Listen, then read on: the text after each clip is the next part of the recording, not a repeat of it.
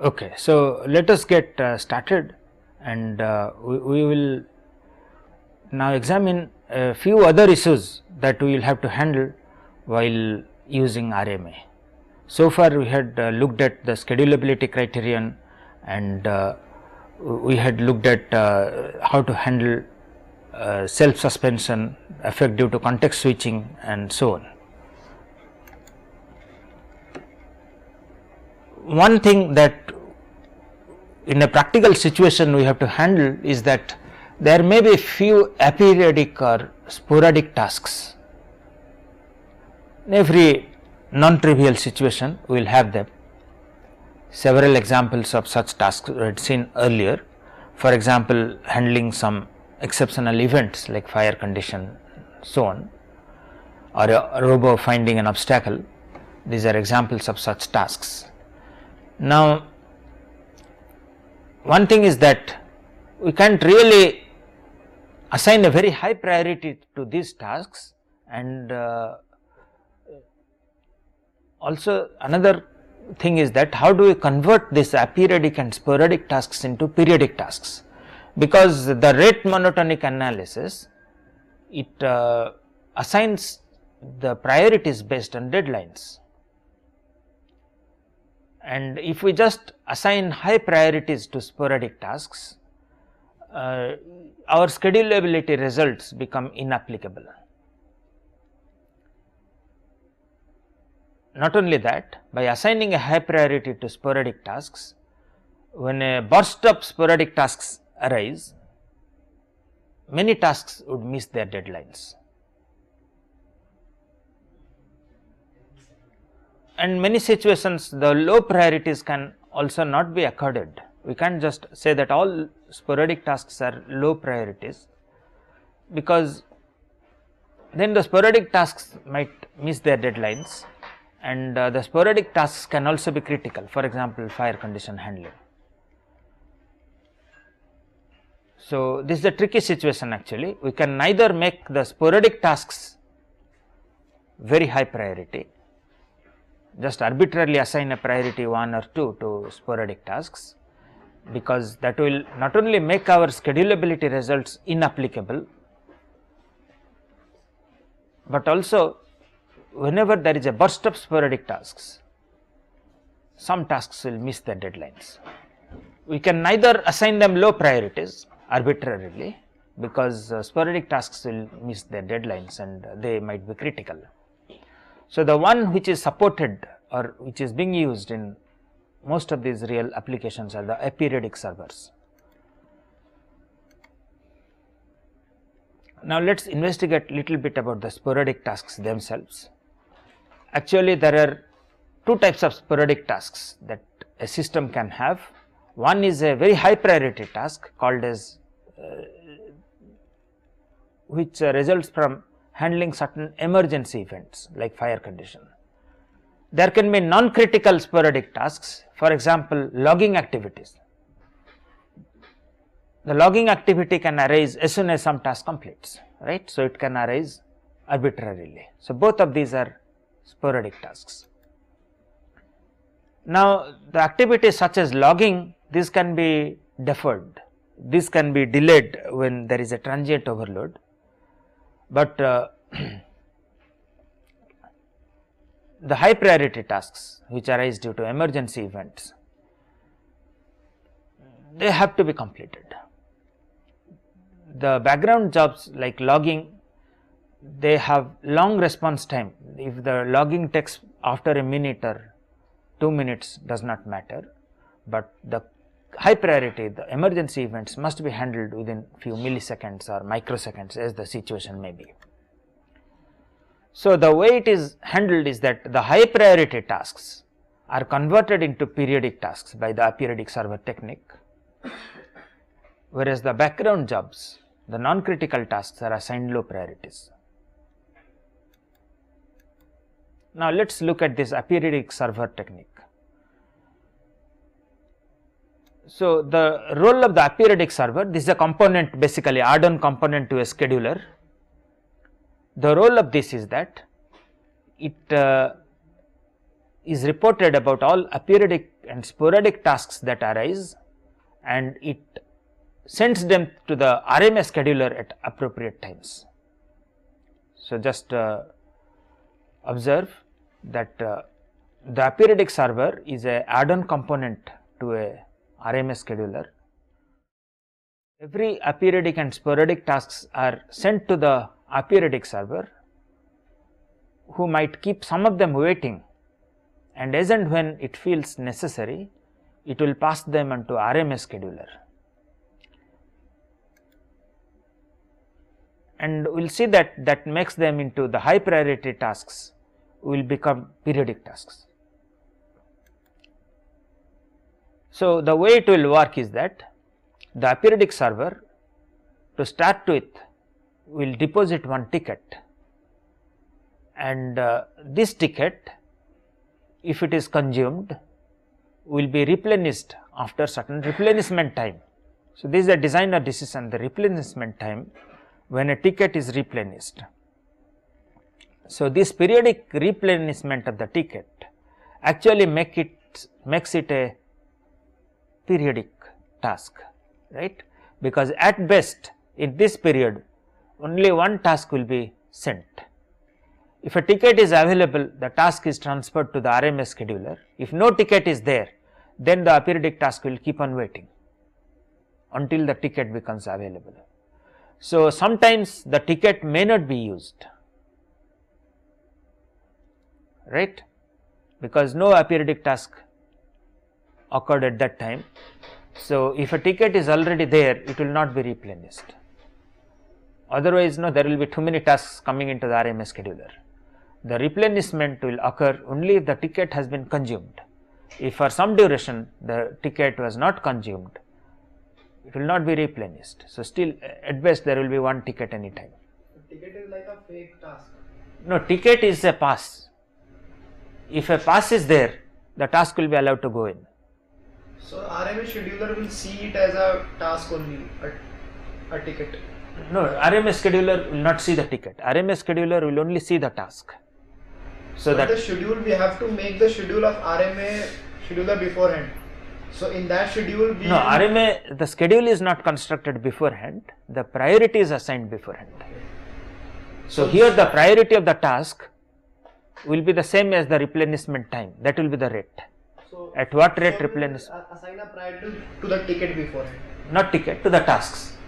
The tasks which are being handled by the aperiodic server, they will be assigned priorities based on what is the replenishment time of the ticket. And if we have different criticalities or different characteristic of tasks, we can use multiple aperiodic servers even for the same system. So, simple case we are considering just one single aperiodic server where a set of tasks are coming in, and these can come at arbitrary times, but we are in effect converting them into periodic tasks by using the concept of a ticket and replenishment of ticket after a certain period. If the ticket is available, then only the task will be transferred to the RMA server. No ticket, the ticket has just been consumed and the task is waiting, it will keep on waiting until the ticket becomes available. Now, based on the ticket creation policy, there are two kinds of aperiodic server. One is called as the deferrable aperiodic server and other is called as the sporadic aperiodic server. The sporadic server actually results in higher utilization of the processor and lends itself more easily to analysis, but it is more complex to implement. So, the one that is used widely is the deferrable server, even though the sporadic server has many good characteristics, like it results in higher schedulable utilization, more easily can be analyzed, the schedulability analysis can be performed, but the problem is that it is more complex to implement. So, first let us look at the deferrable server which is used widely. So, here the tickets are replenished at regular intervals independent of the actual uses. So, just keep on depositing tickets. even if there is a ticket, do not worry, if it is not been consumed, just give another ticket. And if no task arises over a duration, the tickets are naturally accumulated. Now, the thing is that it deviates from the periodic execution model, because it might so happen that two tasks might arise in quick succession. So, the analysis becomes difficult, but the implementation is easy. You just keep on assigning tickets. And if you are using a deferrable server, then you will have to make the system design very conservative, to choose a very low utilization of the processor. In a sporadic server, the ticket replenishment time actually depends on the exact ticket usage time. As soon as a ticket is used, the system sets a timer. When the timer goes off, the ticket is replaced. But you might say that why not periodically check if the ticket is there or not, and then replenished based on that. What do you think? Will that help? See, this we are saying that we have to, this is slightly complicated to implement a sporadic server, because we have to check when the ticket just got used, and as soon as it get used, we have to set a timer, and when the timer goes off, the ticket will be replaced. But what if we just kept on periodically generating tickets, and then if we find that the ticket exists, we do not do nothing, and if the ticket does not exist, then we just deposit a ticket. Will that help? Why are we keeping a timer? Yeah, that is the point to think actually. So, he is asking the question that why we keep a timer, can't we just periodically just set one periodic timer and keep on, as soon as the periodic timer expires, we just check the ticket status and keep depositing ticket. Why do we have to set a asynchronous timer here? Each time a ticket is used and just check it. And but at a time more than one task come, they need to be scheduled. It will be overload at a time on the scheduler. Suppose one task doesn't come for a long time. yes, Then it's no you use checking it over and over again. no, that is not a problem. That is not a problem, because a periodic timer keeps on checking, and if it finds that the ticket is not used, it does not deposit a ticket. If it is used, deposits a ticket. But we are saying that that will make it that will have some issues with it. We should not use that. I mean, the sporadic server is much more suitable. So, what is the advantage of sporadic server to a situation where the ticket is checked periodically and it is replenished if it is used? Maybe between the period, if a task arrives, it may have to wait until the ticket is. Not a problem, because anyway it have to wait, no? Okay, so let us see here. The main problem is that, let us assume the situation where a ticket was unused for, let us say, most of the time, and now the ticket has just got used, and by that time just immediately another ticket has got deposited and another task has come and used that. So, there can be a burst of two tasks, is not it? So, that will make the RMA results periodic model inapplicable. So, whatever schedulability analysis etc. will not be applicable here, because here the tasks can arrive in quick succession. Do you see the point?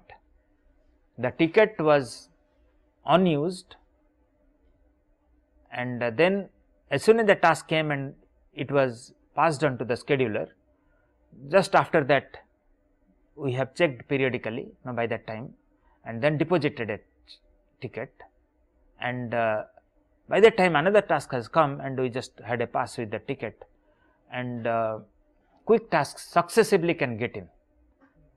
Do you see the point? So, we can't really do that. So, a sporadic server, it needs to set a timer each time the ticket is used. This enforces that two successive tasks tasks cannot arise immediately. At least this much the timer duration a task has to wait. So, this has converted it into periodic tasks. See, some periods tasks will not arise and that will cause no problem, but what we are preventing is that two tasks will not arise successively. So,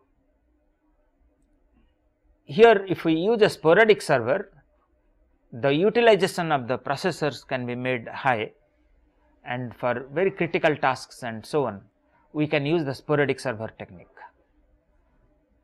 But the deferrable server has the bottleneck, has the problem that multiple tasks might be transmitted to the RMA scheduler at the same time. And what's the, if we have multiple tasks, we can execute them one by one. What's the problem? The problem is that, see, his question is that what if there are multiple tasks which are transmitted at the same time to the server. See, the problem is that we have done the schedulability analysis assuming a periodic task model, right. So, as soon as we have at certain period multiple occurrences occurring within fast very quick succession, the higher priority task will not be affected, but the lower priority tasks will miss their deadline. So, that is the problem actually. Even if we get one aperiodic task, the same problem will be there. If we get two also, this problem will be there. No, if there is one, the problem will not be there, because we have made our analysis, the schedulability analysis having a periodic model in time. So, as long as there is one task occurring at most in one period, they will run, they will run. Aperiodic task has come. Aperiodic has been converted to a periodic model.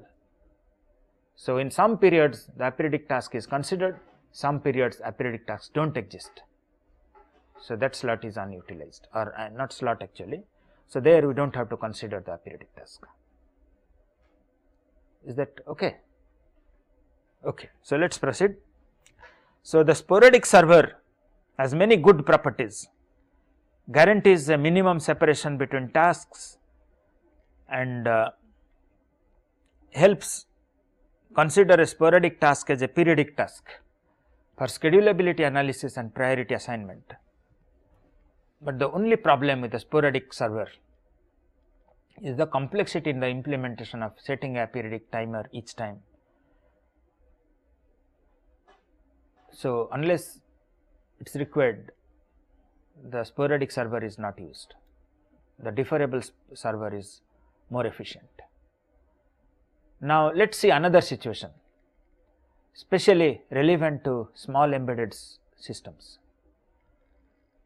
This concerns the insufficient number of priorities. See, all the real time operating systems, as we will discuss, they have very limited number of priorities, priority levels, 8, 16, maybe 4. So, why do they restrict the number of priority levels? Because if the number of priority levels increases, the context switches might increase. Even a single difference in the priority might preempt the previous process. No, that is not a problem. That is the problem of the designer. So, why the operating systems do not support many priority levels? The implementation would be more difficult if we have more priority levels. What is the difficulty in the implementation? If we have a multi-level feedback queue, we will have Yes, multiple. exactly, exactly. So, that is the problem. The problem is that when the number of tasks, okay, so as he says, I think this is not the reason why for this. The implementation of the system becomes difficult, because as we said that we have multi-level feedback queues. That is why the systems restrict, the operating systems restricts the priority levels, right. The implementation will be complex, but the consequence, here we have the consequence here. The consequence is that it might so happen that if our operating system supports only, let us say 4 or 8 priority values, and we have many more tasks, then multiple tasks have to be assigned the same priority level, isn't it? We have 4 priority values that are available and we have, let us say, 10 tasks, then some tasks have to share the same priority value, and that reduces the schedulability, because we had so far assumed that every task is given a unique priority based on its rate. So, even if the rate is different, we are assigning them the same priority, and that will reduce the schedulability and the utilization of the processor. We have to do a conservative design of the system. But even while assuming that multiple tasks have to be given the same priority level, can we just arbitrarily give them different priority values, club at priority 1 some tasks, club in priority 3 some tasks, and so on? Will that be meaningful, or is there any systematic way we can do that? So, lot of investigations have occurred in that. Let us look at the results. One possibility is that we can use a uniform grid, and if we have 4 priority levels, so we can club those which are in a specific grid into those values, right. The other is a logarithmic grid. We have multiple of them actually, the uniform scheme, arithmetic scheme, the geometric scheme, and the logarithmic scheme. Now, let us see these 4 schemes. In the uniform scheme, if there are n tasks and n is the number of priority levels,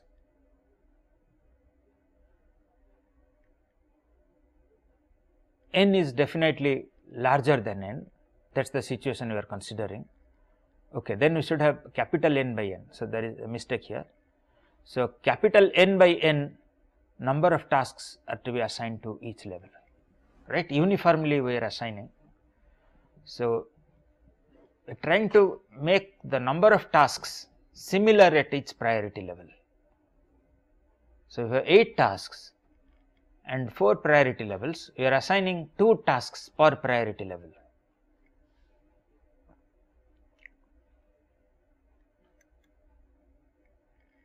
So, let us consider 6 tasks and 4 priority levels. So, here the first okay.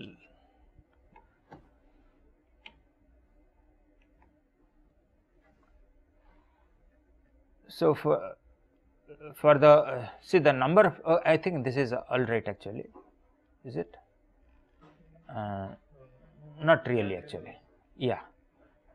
So, the first few priority values we should assign, the highest priority values we should assign 1 and the rest we can assign 2. So, this is an example here that we have 6 tasks and 4 priority levels. So, 2 tasks need to be distributed, isn't it? So, 2 tasks will have 2 priorities will have 1 task each, and another 2 priorities will have 2 tasks each. So, the higher priority we should assign 1 task and the lower priority is 2 tasks. The idea is that the higher priority tasks should not miss their deadline. We should not assign higher priorities 2 tasks each and then the lower priorities 1 task each. That will make it meaningless, because many tasks can miss their deadline. Here we are ensuring that these tasks will not miss their deadline. Now, let us see the arithmetic scheme. In the arithmetic scheme, if there are n tasks and we express n is r plus 2r plus 3r plus 4r up to nr, then the first priority, the highest priority, there will be r tasks. In the second highest there will be 2r tasks, third highest 3r tasks, and the lowest priority will have nr tasks.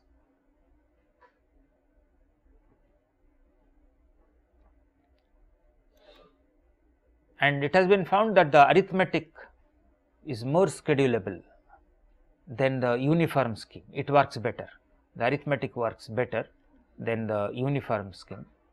And the geometric scheme, the first priority has r, second has r square, third has r cube, r fourth. So, just see here that the lower priority tasks are given more tasks, the lower priority values have more tasks, highest priorities have less tasks. Both the, see there in the uniform scheme, see here both 3 and 4 have similar number of tasks, but in an arithmetic scheme the priority 4 will have 3 tasks and this will have possibly 1 task, right. So, the idea is that the lower priority tasks, the lower priority values should have more number of tasks.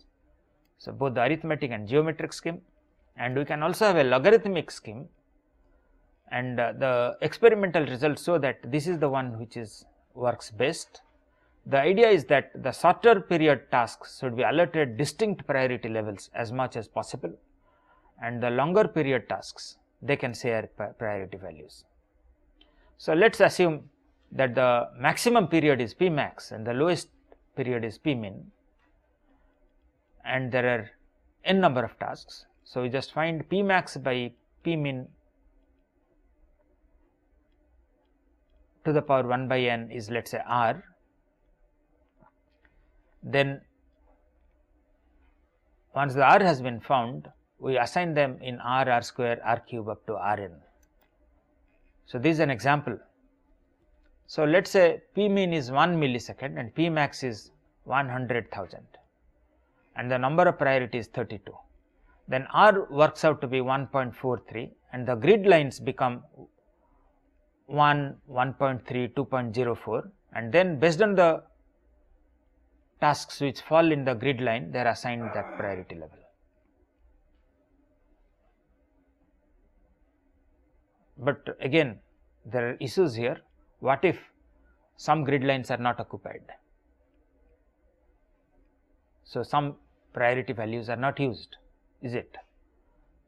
See here, we have assigned the priority grids as 1, 1.43, 2.04, 3.5 and so on. So, now we are distributing the tasks based on their periods and then clubbing them into the corresponding priority value. Now, what if some priority range does not have a task? Of course, we can consider some task from the higher priority values. Another issue here is dealing with task jitter. What is exactly a task jitter? Anybody would like to answer? What is a task jitter?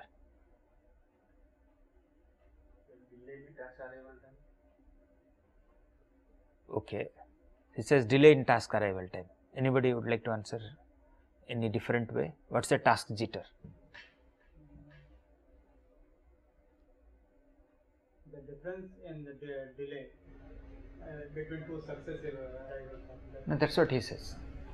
That is what he says, that the it deviates from the periodic model, isn't it? That is what he says, deviates from the periodic model. In rather than coming every 10 millisecond, the task one instance somehow it has come in at 9 millisecond, another at 11 millisecond, another at 10 let us say 20 millisecond, next one at 32 millisecond. Can be on the other end of execution. Okay, yeah. So, the task jitter, it is the magnitude of variation in the arrival or completion times of a task. So, one is that the variation in the arrival time caused the completion time jitter, or maybe the task took more time to execute and there was a jitter. But some applications they require the jitter to be minimized as far as possible, especially the multimedia kind of applications, where one of the quality of service parameter is the task jitter, because if let us say frames are being transmitted on a IPTV or let us say IP phone, and the delay is, there is a wide variation in the arrival rate of the frames, then you will find the quality has gone down. In the video you will find glitches, in the audio also you will find it very funny to hear. So, in many applications the jitter needs to be minimized, and the arrival time jitter is the latest arrival that is possible minus the earliest arrival. So, if the latest is 2 millisecond and the earliest is 2 millisecond beforehand. So, 2 millisecond after it can arrive and even 2 millisecond before it can arrive, then the jitter is 4 millisecond.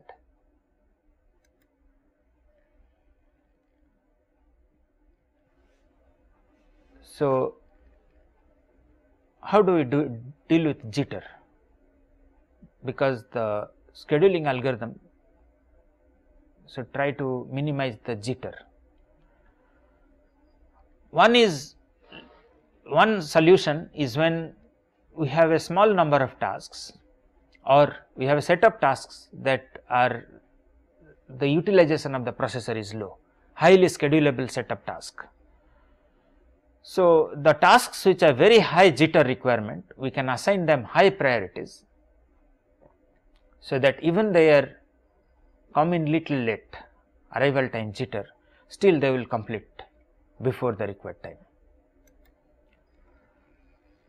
The other case is that when we have task set that is barely schedulable, we have tried to maximize the utilization of the processor. Now, we have a situation where some tasks there need to have minimum jitter. So, what do we do? One is we can split the task into two, the one that has jitter, and the two parts are one which which computes the output and produces the result, and the other which gives the result to be used, right. One is it takes the input and computes, the other is it actually produces the result. So, the second task's priority can be made into higher value and the first task can be lower value, right. So, this can also take care of the jitter.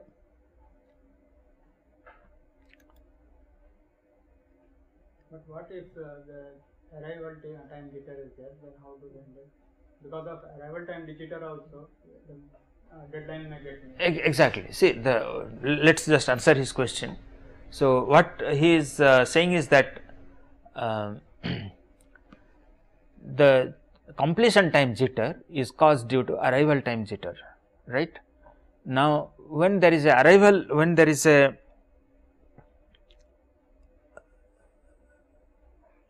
when the completion time must be within the deadline. So, the arrival time, it has come in late, how do we make it complete and then produce the result?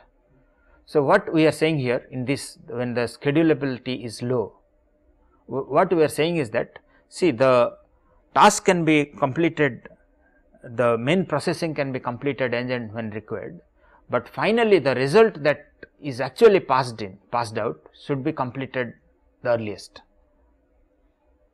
So, it is not that this task actually runs for this entire duration and then the result is passed. If that runs for the entire duration and the result is passed, this will make no difference. But in a typical situation, what happens is there are many tasks, right. So, sometime or other the result is produced, but when the result is to be given out, that has a strict deadline, it must give out by that deadline.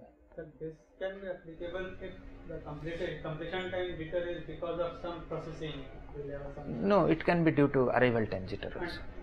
If it is, then it will be applicable, but if it is due to arrival time delay, then will it be applicable? Yes, see, what we are saying is that even if there is a arrival time jitter, if you did not do this, right, you just let the entire task run as a low priority, then it will definitely miss its deadline. But here what we are saying is that let it run and try to complete, and the last part of the processing and passing the output will be done at a very high priority. So, many of the jitter will be minimized here compared to the previous case. It will have much less jitter. But still it may have. Yeah, still it can have, yes. Okay. Now, let us we have discussed about the basics of the very simple uniprocessor scheduling algorithms, EDF and RMA variations. So, let us just have few quiz questions, let us see if you are able to answer them. So, for a real time operating system, which of the following are important concerns? Is it average response time, average throughput, worst case execution time, best case execution time? So, which ones you think are important for a real time operating system? Okay, worst case execution time is definitely a requirement, because even under the worst situation the deadline should not be missed. But what about the other things? Throughput and response time, is it? Not really. Actually, here in a real time operating system, the tasks have deadline, and as long as they complete within their deadline, it is fine. We do not want to, there is no benefit by completing tasks much early. So, the only correct answer here is that the real time operating systems, the concern of most real time, of all real time operating systems, is to see that the tasks in their worst case execution time also execute within their deadline. Now, let us see some true false kind of questions. So, what about this question?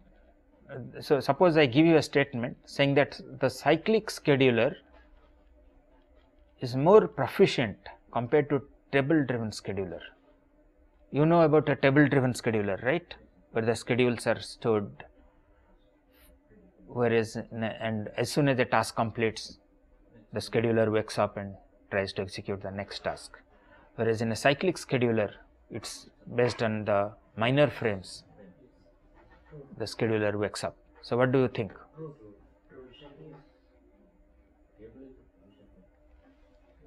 So, please think over. True, some of you are telling true. Anybody telling false? No one is telling false, is it? Proficient in the sense. Proficient, see, we had defined earlier proficient, this term. A scheduler is more proficient than another scheduler if it can schedule some set of tasks the other scheduler cannot, it is more proficient. But whatever the other scheduler can schedule successfully, it will also be able to schedule, right. That is a more proficient scheduler.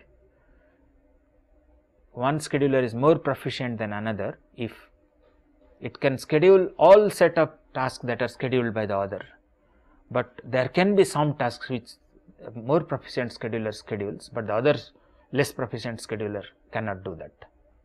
So, what do you think about this assertion? Cyclic scheduler is more proficient compared to table driven scheduler. All are saying true, is it? As proficient means if one task scheduler can run one set of tasks, and the other will also be able to run. I think these are as proficient, not more proficient. So, anybody would like to answer? He says that both are equally proficient. Anybody saying false?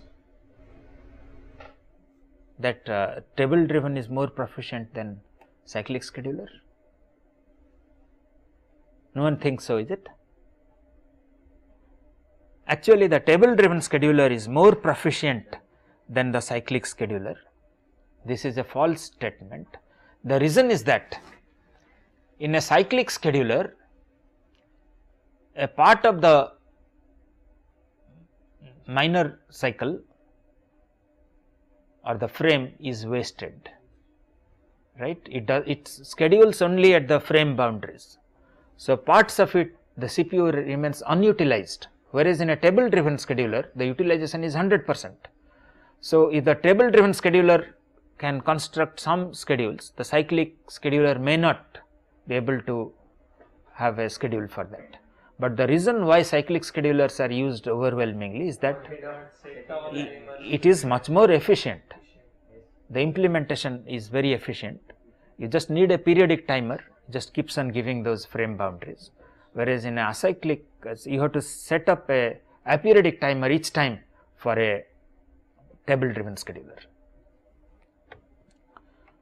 And setting a timer takes time. So, if you have just 2 or 3 instructions a task, and out of that it is a 2 instruction to set the timer, then it becomes very inefficient. Anyway, let us proceed. Now, what about the second statement? Unlike the table driven schedulers, cyclic schedulers do not require to store any pre-computed schedule. So, it says that only the table driven schedulers need to store a pre-computed schedule, whereas the cyclic schedulers do not require any pre-computed. So, one major cycle is has to frame number. no, do we have to compute a pre-computed schedule? Yes or no? major cycle we need to Yes. So, for the major cycle we need to compute the schedule. So, which frame, which task will run also needs to be stored for a cyclic scheduler. So, these are offline scheduler, both table driven and the cyclic scheduler are offline schedulers. The schedule need to be computed by the programmer, needs to be stored. Let us look at the third question. In a non-preemptive event driven task scheduler, scheduling decisions are made only at the arrival and completion time of task. See, the scheduler characteristics are, it is a event driven task scheduler, but it is non-preemptive. Only at the completion, not at the arrival. Exactly. See, it is a non-preemptive scheduler. So, on arrival it cannot run, it cannot preempt and run, right. Okay. So, let us look at the next question. For scheduling a set of soft real time tasks on uniprocessor, RMA is a better scheduling algorithm compared to a time sliced round robin algorithm.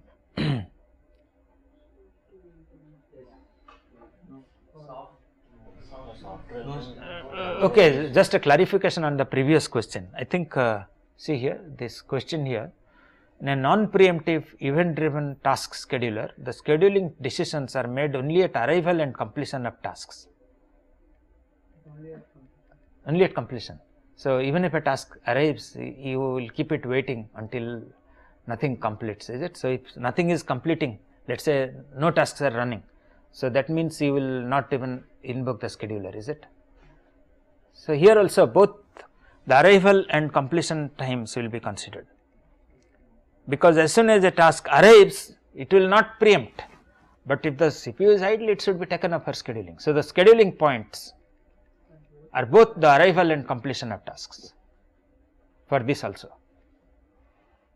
Does that appear okay? Okay. Now, let us look at this statement. For scheduling a set of soft real time tasks on a uniprocessor, RMA is a better scheduling algorithm compared to time sliced round robin algorithm. What do you think of this statement? Is it true or false? Okay. Why is that? So, all of you are saying false. soft real time No, soft real time means what? the response time is important. Okay.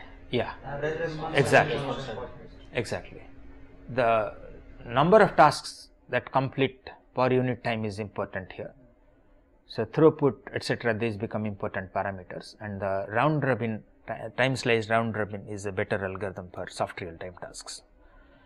Now, assume a situation where a set of periodic real time tasks are being scheduled on a uniprocessor using RMA scheduling. So, we are using RMA scheduling and we have a set of periodic real time tasks on a uniprocessor, and assume that they have similar arrival time jitter. So, the tasks have similar arrival time jitter, and the statement is that all tasks would show similar completion time jitter. Need not be, because their priorities are different, right?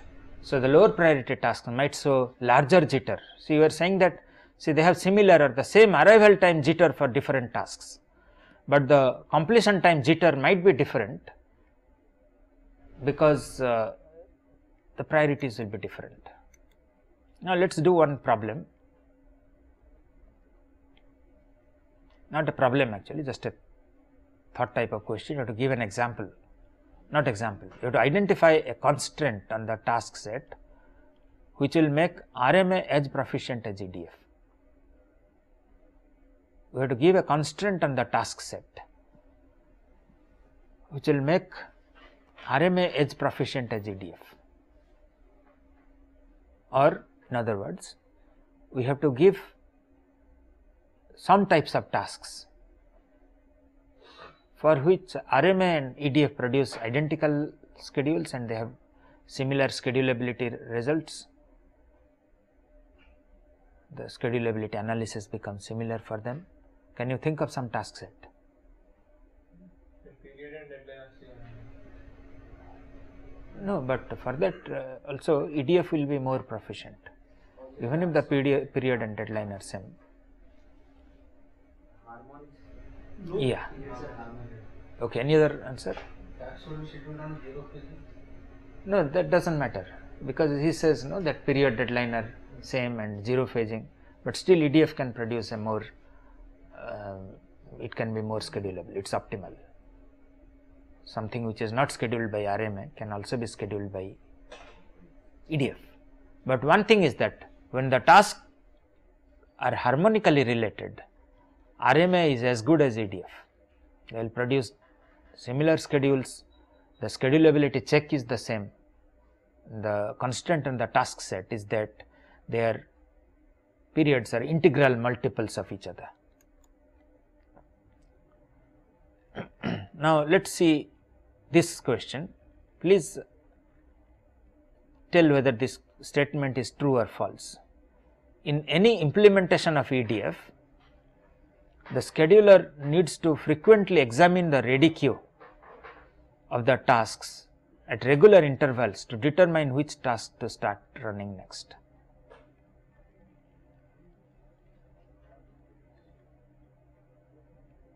What do you think? In any implementation of EDF, Only scheduling point yeah. So, EDF is a event driven scheduler. See, here we have said here that the scheduler needs to examine the ready queue of the task at regular intervals. Regular intervals is basically a clock driven scheduler. So, EDF is not a clock driven scheduler, it is a event driven scheduler, and events are arrival of tasks and completion of tasks.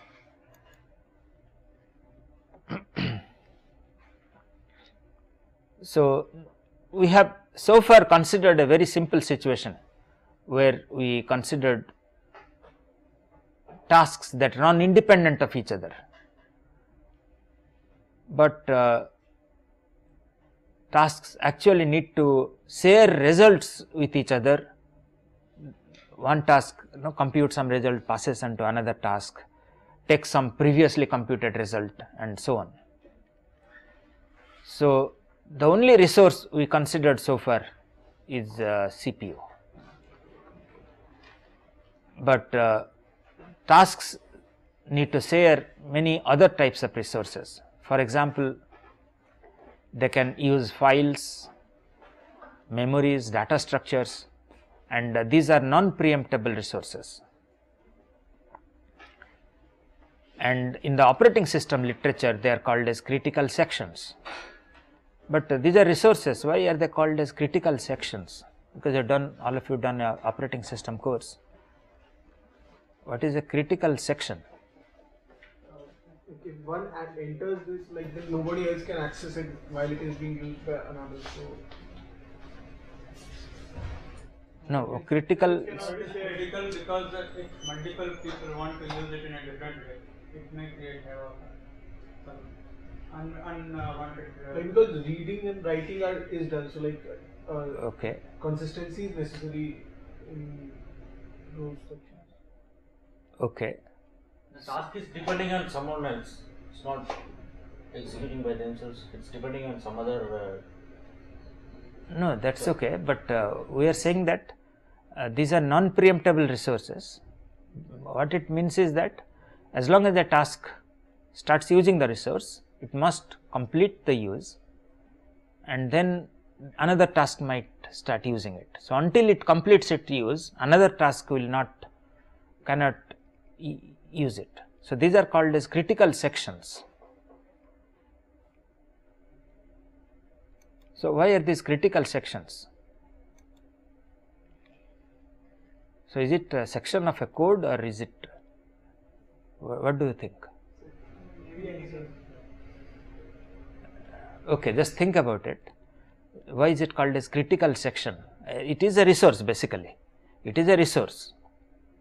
It is a resource which is non-preemptible. If a task starts using it, it must complete using it, and otherwise if it halfway it leaves, like another task starts using it, it will become inconsistent, like as he was saying.